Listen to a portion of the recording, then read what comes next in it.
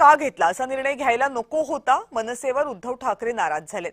शिंदेंना साथ देणं हे उद्धव ठाकरेंना आवडलेलं नाहीये. कल्याण डोंबिवलीमधल्या निर्णयावरून ठाकरेंनी नाराजी व्यक्त केली आहे. मनसेच्या त्या ठिकाणच्या स्थानिक नेत्यांनी असा निर्णय का घेतला? जर मनसे आणि आपल्या पक्षाचे सर्व नगरसेवक एकत्र राहिले असते तर एका ताकदीचा विरोधी गट कल्याण डोंबिवली महापालिकेमध्ये बसला असता असं उद्धव ठाकरे यांनी नगरसेवकांशी बोलताना म्हटलं.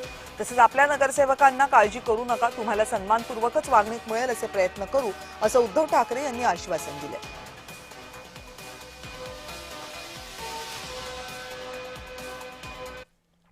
आणि मनसेचे नगरसेवक फुटल्यानंतरही राज ठाकरे गप्प कसे काय?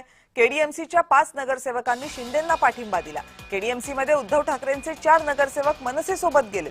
मतदानापूर्वीही उमेदवार फोडून निवडणुका बिनविरोध झाल्या. उमेदवार फोडणाऱ्या शिवसेनेसोबत मनसे गेली कशी असा प्रश्न विचारला जातोय. मनसेच्या 5 नगरसेवकांना भाजपकडून सातत्यानं संपर्क साधला जात होता. 5ही नगरसेवक भाजप किंवा शिवसेनेमध्ये गेले असते तर पक्षाची ताकद शून्य झाली असती.